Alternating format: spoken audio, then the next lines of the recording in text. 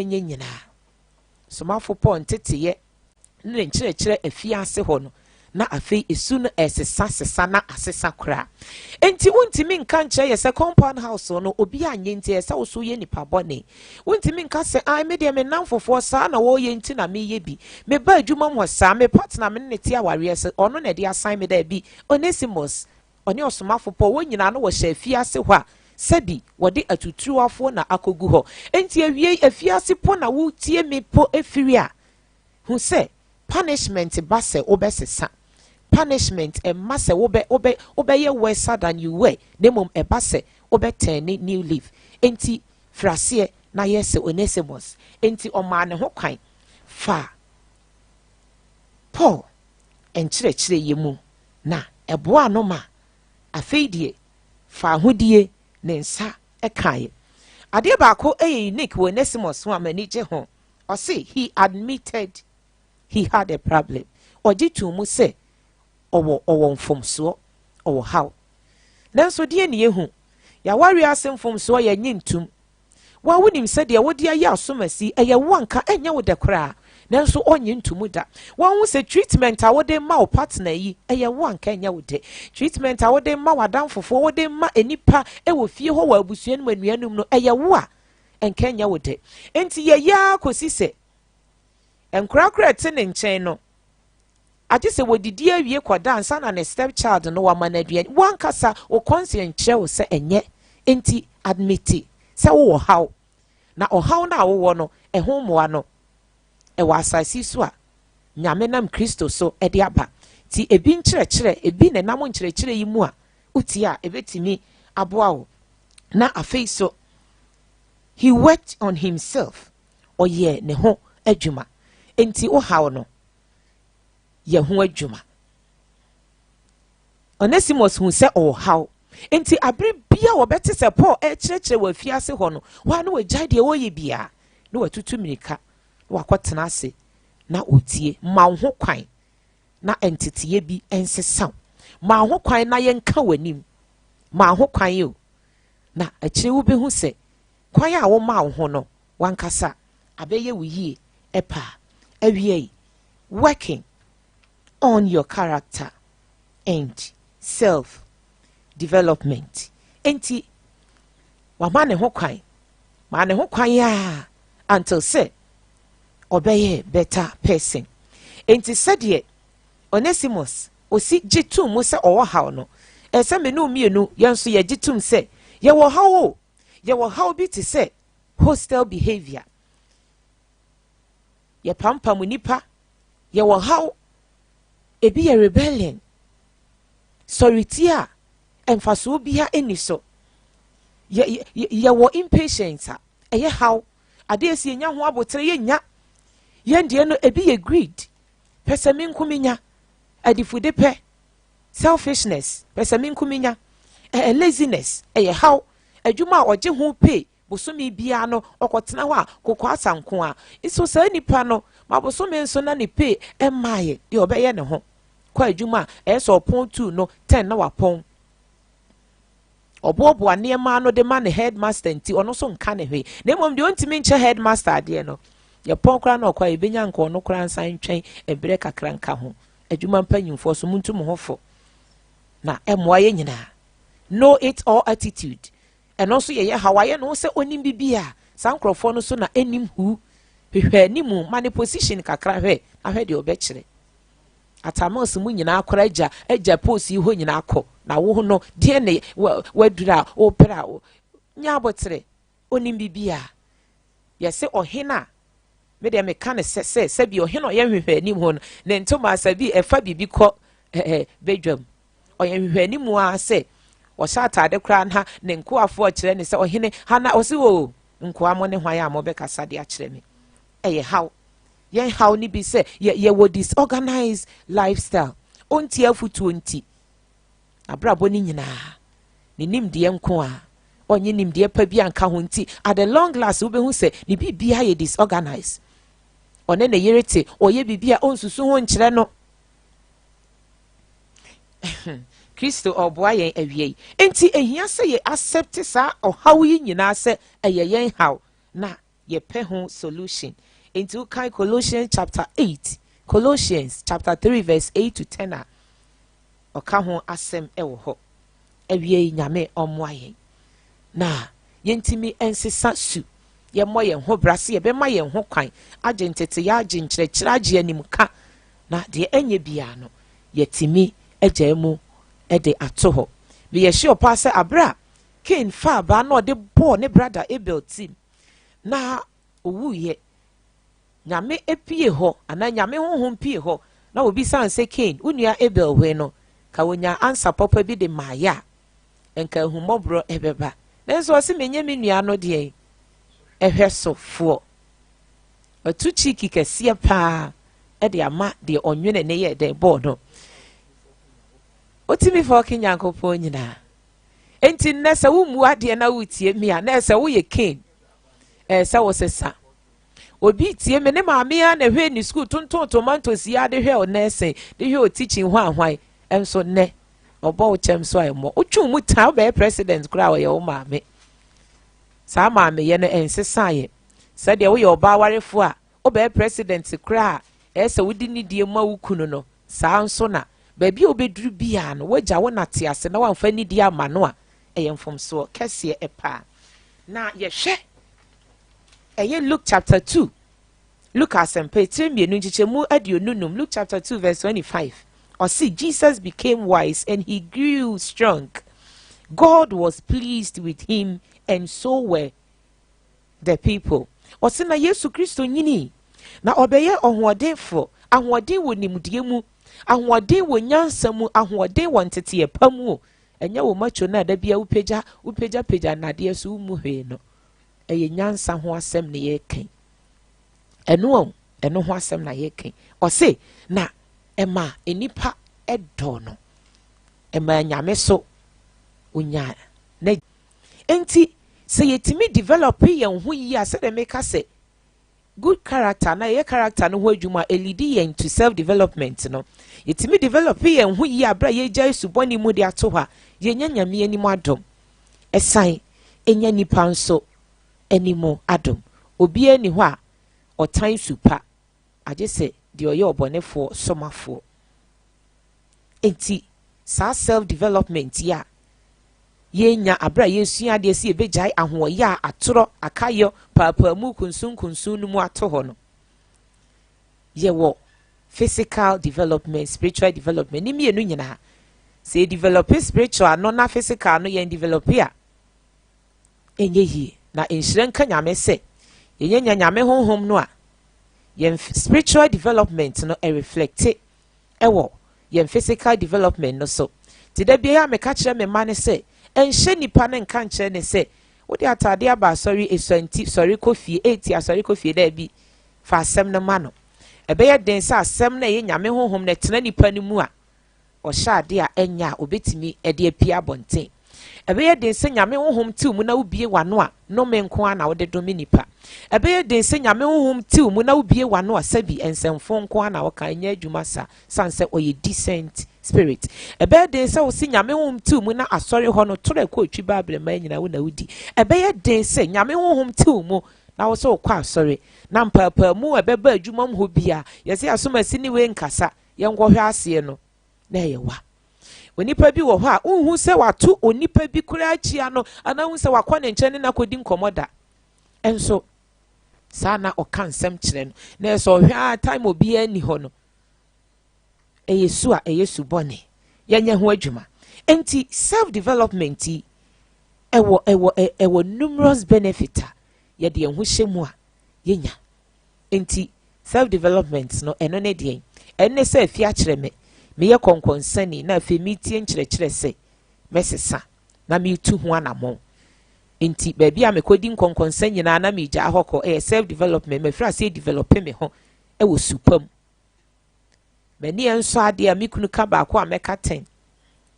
mani nso panyini bia no na afi me fra se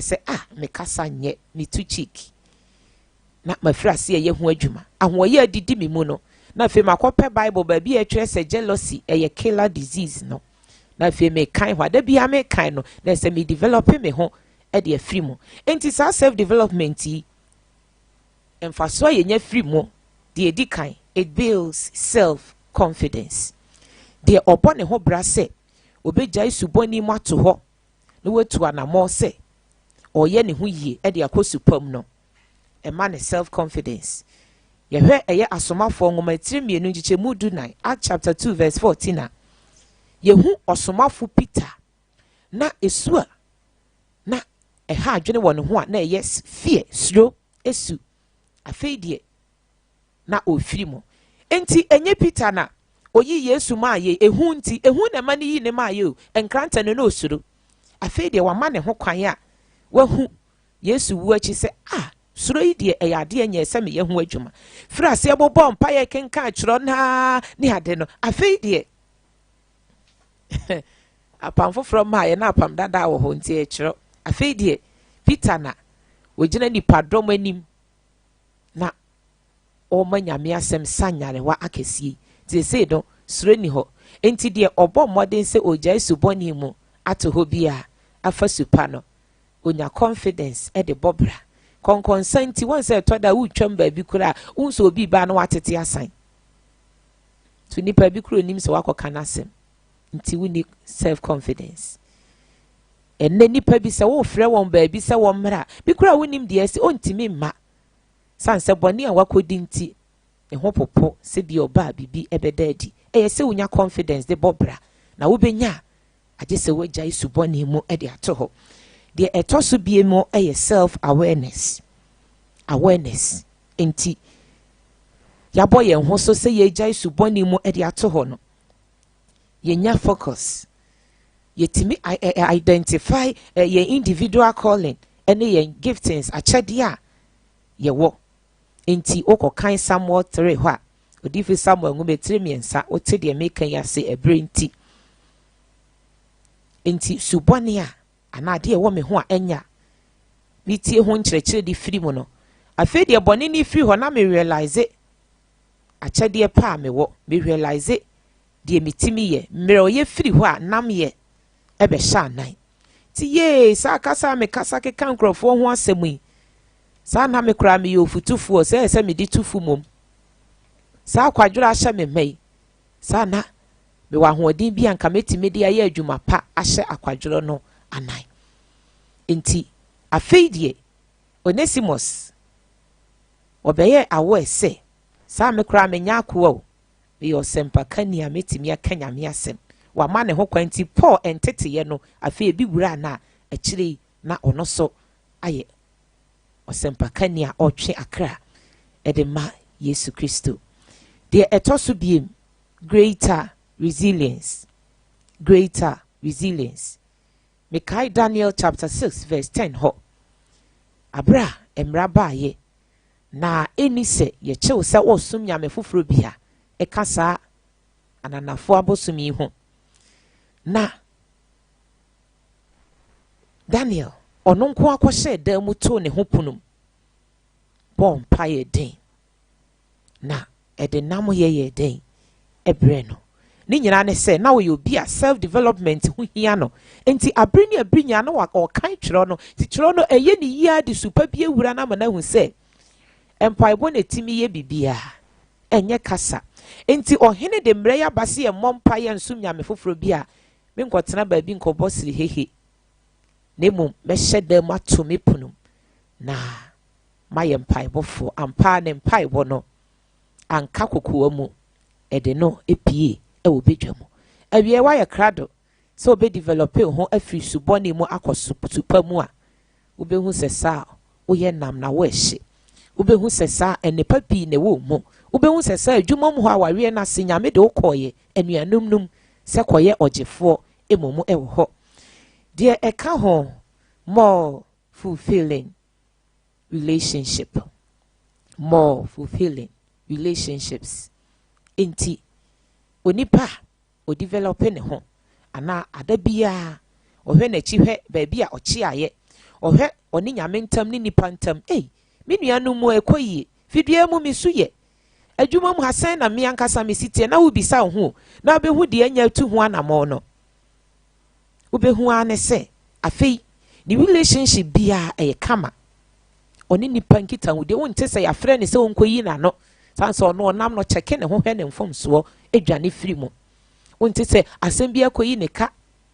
wonte se se kronodie poye ntimi nton bi emfa emma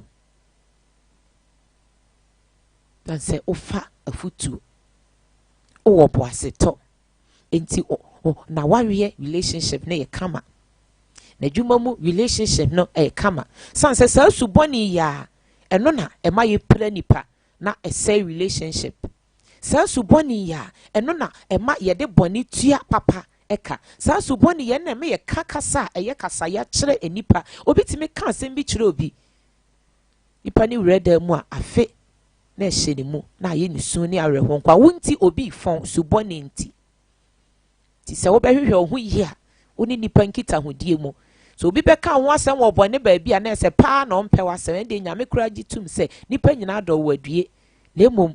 ojo ho tum se wakwa nyina mu ompe se obefom nipa de eka ho biem ayeye de awie you become a blessing to others obeye nhiraw nipa bi ohwe ne ho so yie ahwehwe ba bi ofom ye ba bi ohwe ase se obesori afiri ba bi a ofom nipa se obesachira na dwuna firi ho ba bi a ofom nyame se obesachira na dwuna firi ho no onya no me manipa o nemum obeye nhira enti Philemon nhira obeye ye ede ma Kolosa fe ni fie po na wosom bo nyame adwuma boa amobrofo pi no eyentete pa ofrase efaye enti Mark chapter 11 verse 12 ede 22 ho abra Petro Peter oni Yesu Kristo ene asuafo ne nam wodru ba bi osi Rabbi look owura hwe sa edue ye a wodome ye hwese esowura nyina ahye afi de asai kra edi enti na Yesu dome edua no enso aba faso bi ani so na yese Onesimus emfrase faso bi ani so nti esubone na ewo ho a onye wadwene se wo besesa no awiye no sabi obeye wura oso manfaso bi a ma abusua ona owo wo kra no obetimi akase ma anwo kra nka eye ona po na se wa anwo anka eye na nyame obo no onde wanu no ho asi nti ukọ ne nkyɛn paradise ho a enye yi ona po na ekase na de wa home ne home asa bebo ne ho asi nnua mu ede amawo enti wabɔ yɛn sɛ yɛ meye nhira na mum enye no mekra enti ema ne nya wo de sɛ mama asom asi su wo problem unti obi su enye su papa wo problem asom asi na me aso ne yi na dio oso anya obone bia obi kotena fie a obekeka amanfo ho asem saa kire fie wura saa na otu omu nyina fie no de we ne be hya won saa na ana wo de be ma asori ho a obebo mode akeka nipa ho asem a kire sofo na asori no nya de ode ma wo ana founder na ye be sesa de udin aye enkosi hwe emmoa jomu ho a wo keka amanfo ti bom ho a no ana ye be ye ayi wo ho MP ye de be ma wa na se ye be ye ayi post be mpo na ya mo wo ho abusua japade a okeka nipa ti bom no ye de ni nyina ma akora wo twum mu tan na wanya 80 kora no ene onya 90 kora wo pere se wo bewu ai se nipa mako enyare wane ade nua ne ye di kora enye papa enti die ya na woje se wunti obi si apeni a nya adwensa kyerɛw na etiw ni nyame entamu pa bitime boni nua ti mɔden a obi aye na dwuma ma na ohwe nipa na dwuma yi a waye bra wa bre o woska nipa bi so ntua ne ka one na yere nkoda kom oso ye frɛ o eda mua Sunday bebe ukotu kɛseɛ eti mɔden na ahye mu ma yesesa ye benya so mfaso ti asɛm no abawiye na emonsu ye huna Yesu ade afiri mo ye hwe Philemon ho 80 hɔ a ye duru 80 hɔ a ye hu kwan a Paul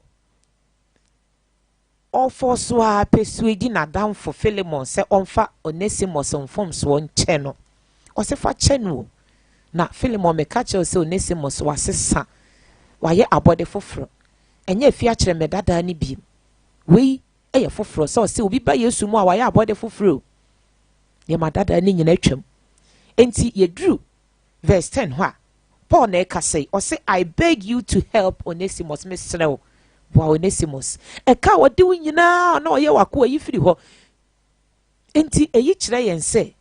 yɛgye Yesu Kristo di a yɛn ne ka bi mu ti yɛmfa ne sɛ saa abrɛ no Philemon yɛ Yesu Kristo edema Onesimus a mogya no ne Paul a ɛsrɛ ma no ti wabeji Yesu adi abusua no mi bi no de wɔ chamte de wɔ kyekyere de ɔmfa no de ane sɛ release wo fire onyankopɔn ɔbɛyɛ ho adwuma de ama wo enti ɛno boa yɛ ma yɛyi suro bia afiri hɔ sanse yɛayɛ abɔdeɛ foforɔ a yɛnni akoayɛ ekonnua no emu biem yɛduru 18 hɔ a ɔse if he has cheated you or he owns you anything charge it on my account ɔte madam for Philemon sɛ Onesimus ka wɔde wo ne bibia wo de wayɛ ɔno fa ne nyina dan me ɛyɛ ka metia. What a loving father Paul, what a loving friend enti asɛm na wie yɛ ne sɛ wa wotie me Onesimus de wanyɛ boni ayɛ o wa ma Paul amrɛ ngu sɛ ɔgye no anaasɛ ɔsrɛ ma Philemon de ne mfom so ɔkyɛ no odi Paul akyi bo adwumaden nanso wo nso awari a wokɔ yɛ ne asew sɛ de wase brɛ wo ho ase ma awo ene ska ba fi nti wo de na no twitwiri fam omfa ne nyɛ hwe wokuno wo yiri bi na wonni bi brɛ ne ho ase ne wo tenaayɛ ene wase bi timi tɔ wo chakɛseɛ hela kɛseɛ ne ade ene bi kura wokuno ne kakra ode boa ne wayɛ awuraba omfa ne nyɛ hwe wo so yiri bi a ne kakra wa ene wo yɛ guy omfa ne nyɛ hwe ɛda wanim ye ka no kora na modwa eno aso na beboa eno nti na me no mienu ye bere yo ungratefulness enti nyame betete wo nipa waboa wa de bone eti obetete wo abi kura 20 years time na akatua na strike o na oda ho wo neighbor bi boa oboa wo na wunya adwuma na no ama obi di ene ye ka nipa ogu na nim asepa eye wo a wadamfo bi boa oboa wo eno hu na kura ase wunim no emre ye ni nkaso step mother step father before fa wo hwe wo afi ni wahu sɛ saa wo papa no ma mete ase ti ne wa ye onkai ne biem ɔdɔfo no ɔno ne de wa ye wuye ene obi nua nya no de aba bɛbɔ ne tirimaku no ene obi kura timi fa ne ma me ne papa no de na kwaji skaduru enti wo de ne de wa ye wuye ɔdɔfo no ɔno ne de obi timi nya adamfo bi ɔsen nua o enti so ne mu yie obi timi nya abusua foforo bi enti so mu yi enye baabi a ye wo woto ye ana mogya ufiri mu nko ha enka ken onku ne nua Abel na mmom nam wana akohia wo boafo bi a aya kai no said the Onesimus o kai Paul no boa no adwumaden yemfa nwie na medwuma yi so ka ho sofo bi a waboa wo a anopa ewia anwumere anadwo enyi ne boni aye utipo na eye oya na obɔ mpa ye ma wo ekɔ ya bia nka ebekun nyame nam no so aye den agyew yɛsɛ me yɛ sɔfo ntia na mo me kyerɛ boni aye eyi a ama sabi Ghana fo ye bere ungratefulness Yesu Kristo kura na ɔmpɛ saa wo se masa akwatafo ho ahwan sɛ ni fro sa akwata ni nyina ye yare nanso emu krope eten no ba akopɛ eni timede aseda ebaye enti mekai onipa bi ana me ne kasa wo phone so afi kura atwam na meka kyense maame de enti a wo ma baako ayarefo mienu miensa ni nyina ne se de mi huni maame ne fa wo se maid de ne tena wo nkyɛn ɛna wo gi ni kunu firi ne nsam wa ne wagya sumo se ma wo ye den hu ye na me se adanya me nkonkro na ni efira na ahohom nyina agya ne no ewia si da ne nsam se kosua nti de na agye sɛ de ɔmpɛ na difoɔ ye bɛka ni evangelist for ye bɛka asabi sorry ɛno na onna na di na de obese obeka bia se na da ho fitai afi na wusu nti obi a waboa wo agye watena ne nkyɛn afire kurase ti magye ne kunu yayaya mama media rewo awu ti na wo wa yarefo a kama emfa ho o ye sofo a kama wo ho ma o ya asɔre ba ko na aso carton so sɛn o fomu a se wo ye ho adwuma bi o papa de boni tua ne kanko ade a na wanye ho adwuma eda wani awie yi asem na ba wiye working on your character and personal development so obe yesu no ho adwuma obekọ wani na nyame onfa ne nhire bia nkame ho eye kyena na ese ode utu kwan a ode obekọ eye na de kye na ese oma waware awo a onfa nkame oda obehye ne mra ma okama kama na obekonkon so ama nyame onye uyie wo Yesu Kristo dimo amen amen nidin ene evangelist efia kyereme mama ena watene nka no minim se asem no eba se ya na atowa kuma so and then very very powerful eble nu nie ene mama ni nkomo woni ne di nkomo a odi ono ne kasa wi ade aka ne jama no why na yeni nkomo ho number ne 0543 989 0543 989 989 ana 0247 989 989 0247 989 989 hello hello good afternoon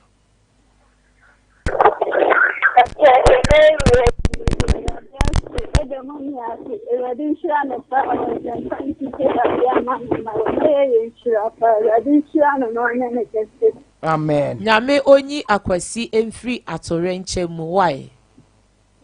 oye hwan madam Kudo ni haso kumase okay ya ofre na o se onyere mpaibo yesi kwan why oje ya oje wona oben yen wo Yesu din mo amen amen hello hello good afternoon sir afternoon about ne mama ni nkomo mama mama me do for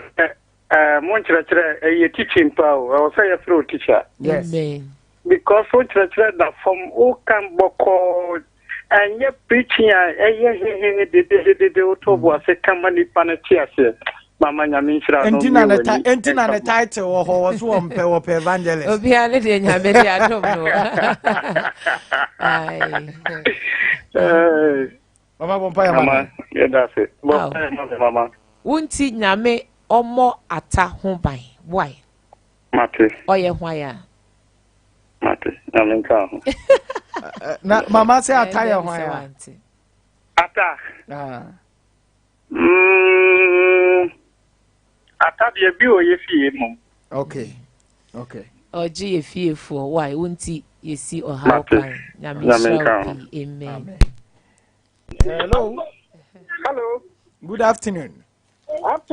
me pa cho ne mama ni nkomo mama mama mpa so ho ye nyame adom papa mpa cho so e mama yakopon adom arade ma wadom bebre na da bia be se yenkran se ya mama ze mani aize nyame onhyira mama onhyira pi wo maamefo empanyimfo eho enti fa wadoye fa ho na hwede nyame beye why nyame onko so ntere wa hyiemu amen mama hello good afternoon me pa cho ne mama ni nkomo mama mama good afternoon nyame nhyira pa na won chire amen nyame ma nkwa tintin amen omo nimgie mo ene bitin ya chete da ma yenso ayentena ne yasesa amen o Yesu dimo amen that's it me pa cho obi epra woni ti ho pen pacho eye hwan ya mi anka sa mo epra mi ti ho pen na ye wati kwa na ni tino me fa se enye matiko uti no bo ho ana obodi aso ya frɛ me wi a fa nsuo me mompa ye ade bi e besan ama wati pen nyame oye why ai o Yesu din mo okay hello good afternoon ba cho ne mama ni nkomo mama mama nyame sure pa amen nyame so onyo tete etina di na wo ya de papa nyame adom nyame ompeja wo baba sɛ wo baba wo ho mama pa panyini wom empeja bi amihu etoda hyeda frɛ wo ne hyira wo why ɛbɛyɛ adwuma wo Yesu din mu amen. Hello. Hello, yeah, mama. Good afternoon. Afternoon. Any mama in come mama. But mama, na do pa ko suro pa. Ma pa wo ye no. I got the almost my happiness. What and what na me hyira ade bi a yɛse adi sika ɛyɛ na ɛwɔ animo ɛmoa wonsa aka why na wo de ayɛ why Okay. Hello. Bye, nyamisha. Hello. Oh, okay. Went near na. No kasa we chiri nti ka na asem nyina awie. Hello. Okay, good. Hello. Good afternoon. Good afternoon. Me pa cha oni mama ni nkomo. Ayo. Mama, yami sira o. Amen, papa. Yami jo se. Yami ko so ma wa mo de na de wo ye no. So na yami everything ni yami. Papa, utie me mpacho. Sɛ oboa obi na wa return a nyame so ontimi enkaya na. Nyame bitimi ante. Anti enkaya bi a mi hu nyame afi onye ho nsenkyereni why. Last caller. Good afternoon. Good afternoon. Me pa cha ene mama ni nkomo.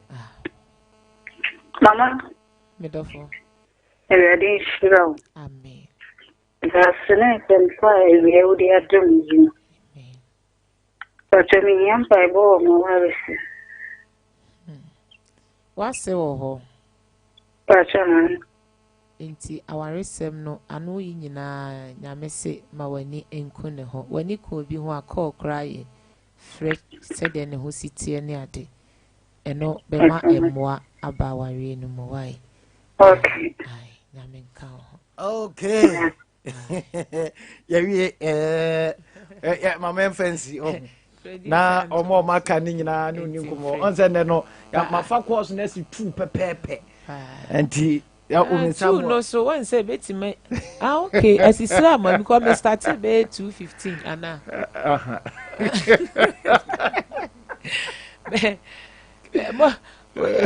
Esa yetimba advert na be 20 minutes. Omo mfrɛ na omo no ni nkomo na aka ni nyina ai.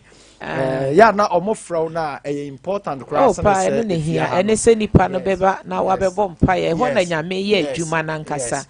Adwuma no oye no wona sorry no. Wo bre ni nyina. Se oni nipa no bedi nkomo na de wo so nya adaje ne bre ye ho adwuma nso. Onya bre eye ne ho adwuma. Because last week Sunday na counseling lady bi obaye.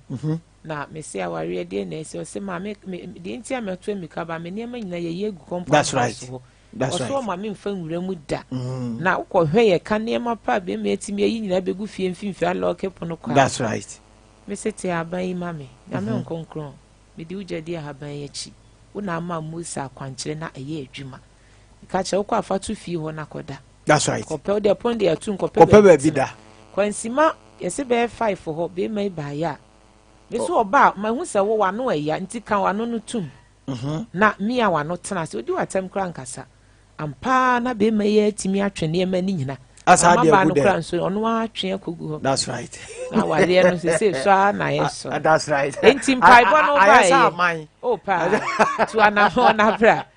Nyame so ye ne so ma eso sen first no. Oh yes. Asa wa ifo mo kuwie na mo bomu a. Ba we de na nya ko ye gya ne kwan kra. Yes. Ti wa wutie me bibie ni ho enye nyame yo na. Enya hwehwe animu na enye kasa. Heritage ya dance de ye mfa adomanto so. Sanse ye nyame o nyame nkonko no fi ya won wadwuma enye ne. Edu mra wode ba TV so abi sampa crutches ye gibi ampa cancer ko no nyame edu samre no so opeja ye edu so wani wa be hu nemo wona wo ba ne di adanse se nyame oye adwuma enti enya miel nemo nyame onkonkran oye na adwuma enti hawo ne nyina no papa ne se fabra na oma wani enwu ase why owura ye da wase jai okra bia oti ye hye unsa de waduru animguase amana ano ena asem a watie enti papa peja ne free ho esu biya ekura nipa etie me ene sabi po mi amekasa ya ensem fata